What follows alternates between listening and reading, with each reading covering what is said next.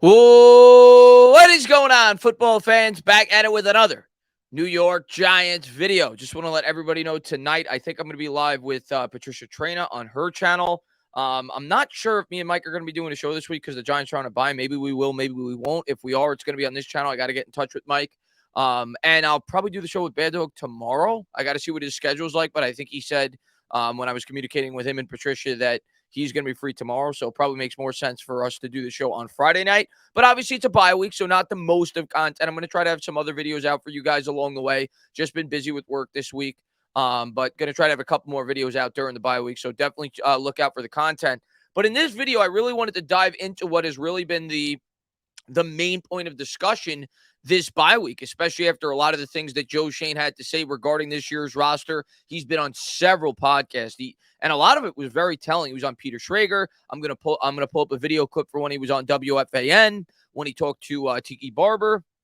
I want to show that where he talked about Daniel Jones specifically and the construction of this roster this year, and he really gave you a lot of hints as to at least where he's leaning right now. And a lot of people are going to say that's GM speaking. Maybe it is, maybe it isn't. But I truly think and believe that Joe Schoen means a lot of what he had to say over these last couple of days. The question is going to be, and I'll give my opinion at the end of it in terms of what these contracts could potentially look like, or what are the markets going to be for a lot of the free agents on this New York Giants football team or pending free agents, because there's a lot of important players right now that are not under contract next year with the New York Giants or are going to be free agents in the not too distant future, right? Players like Dexter Lawrence, for example, he's under contract for one more year.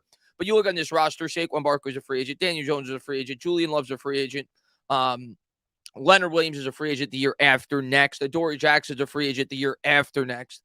So there's several players on this team that he had nothing to do with in terms of them being here initially that are either going to be free agents next year or free agents the year after that. And Shane's going to have to make a lot of decisions for this roster. And we all know that, the cap space situation. And we all also know, though, that there's ways to maneuver the cap to be able to fit guys on this roster that you see fit. And I think he's trying to build a culture. I think he's trying to build a core. And I think what he clearly displayed to the fan base the last 3 or 4 days, he's not going to just completely rip this thing, wide open and start completely over from scratch. I've seen a lot of Giants fans hint that they think they're going to do that, whether that mean, moving on from both Saquon Barkley and Daniel Jones and letting, starting basically over from square one.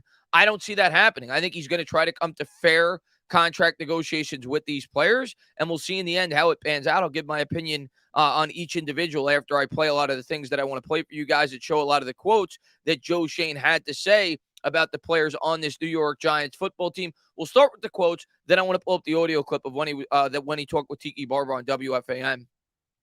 This is the first thing. When he was asked about Saquon Barkley specifically, got these quotes off GiantsWire.com. I think this was on WFAN as well when he spoke about Saquon Barkley. Saquon is a culture guy that fits into everything we've asked. Shane said he's a captain and he's a very good player at a position who's having a very good season. So he's a guy, obviously, we're going to do our due diligence on, and we'd like to keep him around here. So we can get into contract extension talks. You have a value for a player where we see him and why, and then knowing that you do have the franchise tag as a tool in your toolbox. And that could be an option that the New York Giants decide to do with Saquon Barkley. My guess would be if the Giants go that route, Saquon Barkley ultimately will hold out. I doubt he plays on the franchise tag, being that he's going to be 26 years old next year. And running backs really only get one crack at getting a second large contract in the NFL. If he gets franchise tagged, he may get hurt. He may never get another opportunity. We've seen running backs in the past hold out, whether it be Zeke, whether it be Le'Veon Bell, for example, and he ended up getting a contract somewhere else. He actually held out for a full season.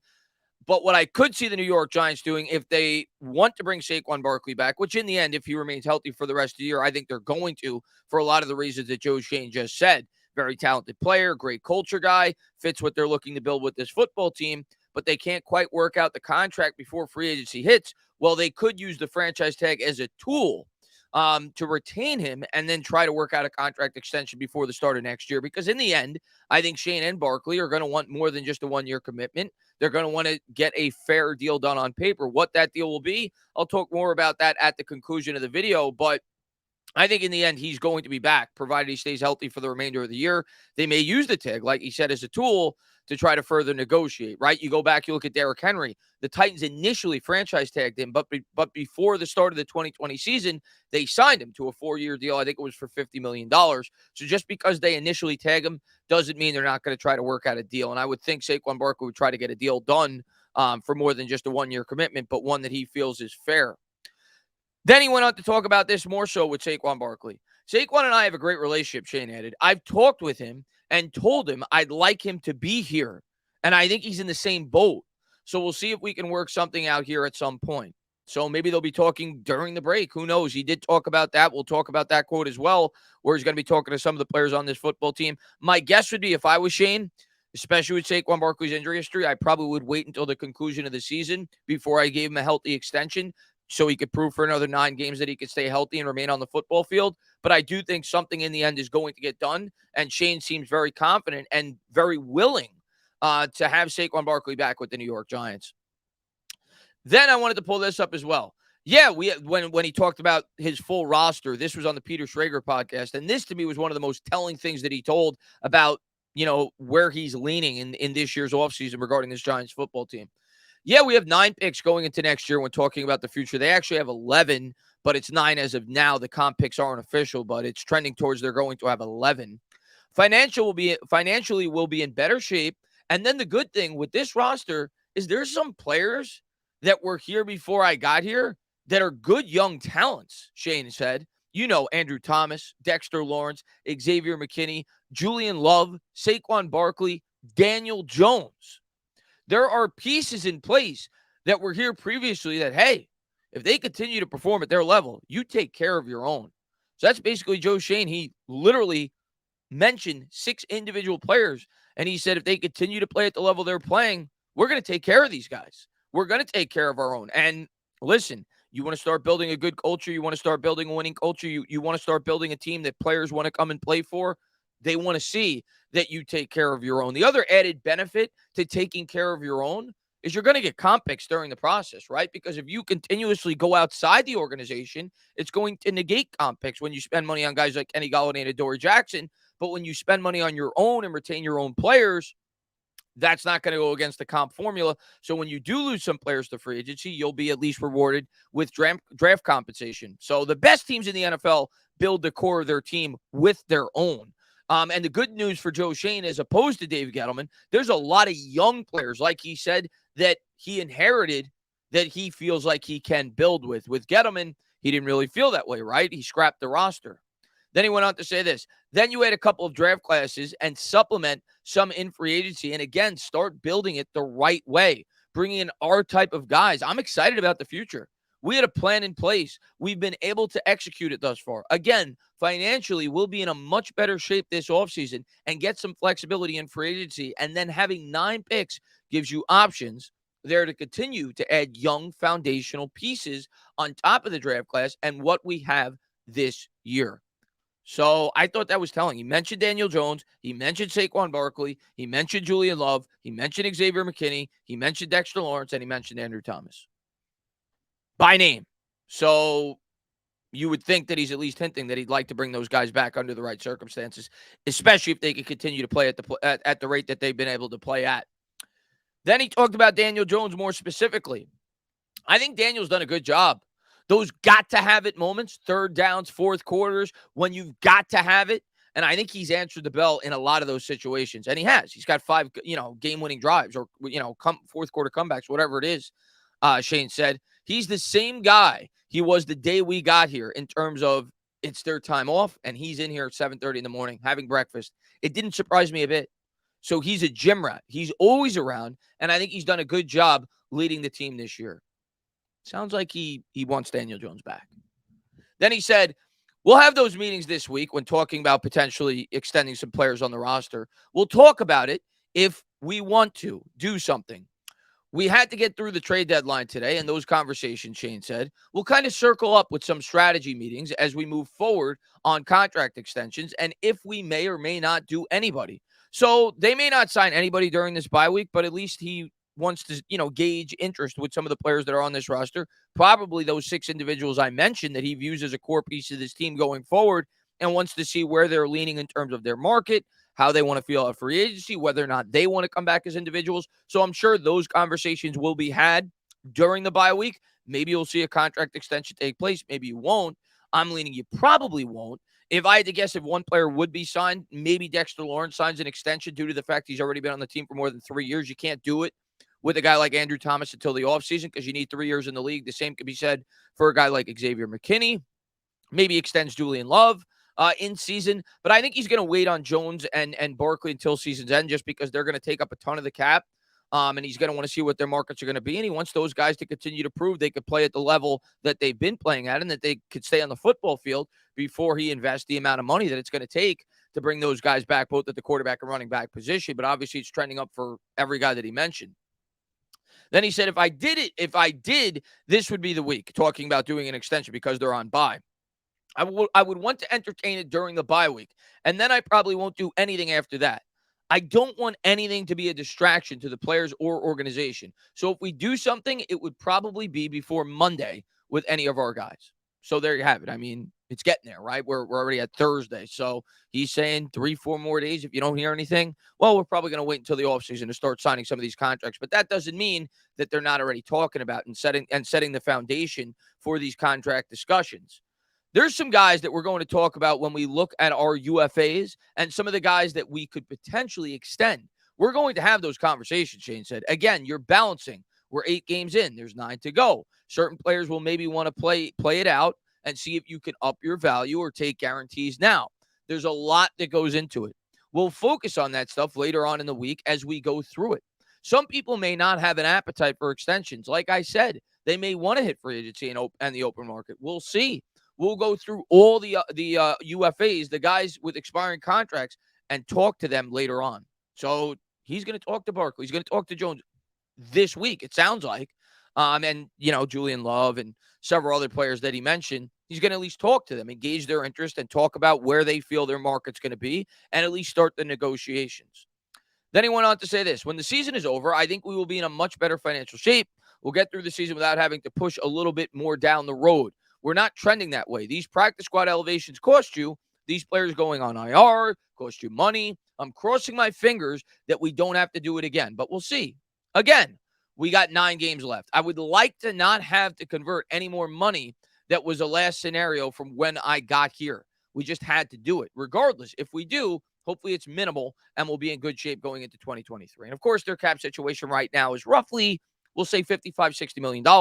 But there's a lot of things that they could do that I'll talk about at the end of this video that I could see Joe Schoen thinking about doing when signing a lot of these players. And I think we all realize that when you sign a player, more often than not, and especially if it's a lengthy extension, like he may give to a guy like Dexter Lawrence or potentially a guy like Saquon Barkley, generally the first year, you're not going to, overload the salary. You do it. You extend players like Dexter Lawrence or like Andrew Thomas early on because it affords you the ability to spread that money out over the course of the contract, and it may give you a little bit more cap wiggle room next year to be able to sign a lot of these guys and retain a lot of the homegrown New York Giants. But I wanted to bring up this video clip, I should say, from WFAN, in which Joe Schoen talked about Daniel Jones. He talked about the construction of the roster because I thought it was very telling, and I thought he said a lot of really intelligent things in this as to why the New York Giants currently have the team that they do in terms of the way that he built the roster for the 2022 football team and where I think he's leaning going forward. Let me just mute the mic so you don't get that. More. Saquon's contract is interesting as well, no question. You can't win in this league without a quarterback, and it's a wacky year. Some of the legends are aged out. Some of the other legends just don't have a whole lot around them, like Aaron Rodgers in Green Bay. It's a shifting time for the quarterback market right now. Daniel Jones is tough. He's fast. He's smart. He's pretty talented, and he looks to mesh with this system. And I think we're all curious what he would be with an insurgence of weapons.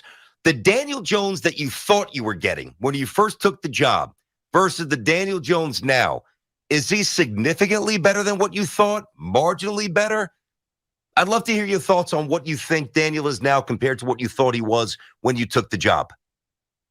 Yeah, I always thought, even when I took the job watching the film before I got here, that he had the physical tools. I didn't really know him as a kid. I hadn't been around him, but he's got enough arm strength. He can make all the throws. He's athletic. He can run. He's got a lot of dominant traits for the position that are desirable. And then getting to know the kid, being around him, his work ethic, his passion, his leadership. Again, he's a captain. And then he's continued to get better in this system.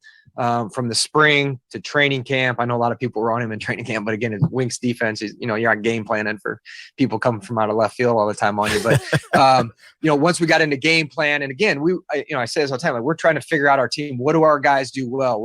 What runs, does Saquon like? What is he good at? What routes do our receivers? So as the offense has been evolving, on a weekly basis, he's continued to get better, and he's now given input on what he likes, what plays he likes, what routes he likes to throw. So I'm happy where he is. Again, you're talking about got to have it moments when you're evaluating a quarterback. He's got 5 fourth quarter comebacks. He's done a good job on third down for us. And I hear you on the receiver thing, but again, when we got here, you only had X amount of money to deal with. Oh no, that's not a knock, Joe. I don't mean that as a knock at all, man. No. But what one of my goals was to make sure he could stand on his feet. Yes. First and foremost. So, you got four new starting offensive linemen, and Andrew Thomas is playing at a high level. He's so good. That was because it wouldn't matter who you have at receiver if he can't stand on his feet. So that's true. With the resources we had, we tried. I think Wandell's got a bright future here. He's going to be able to help us out.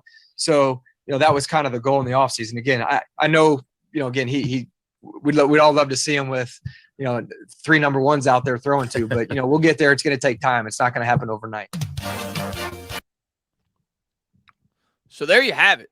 Let me just get rid of this real quick, blow myself up. But there you have it. And I thought that was pretty telling in that video. And he basically talked about in that video what I've talked about since I've been on YouTube for years. So I love hearing it.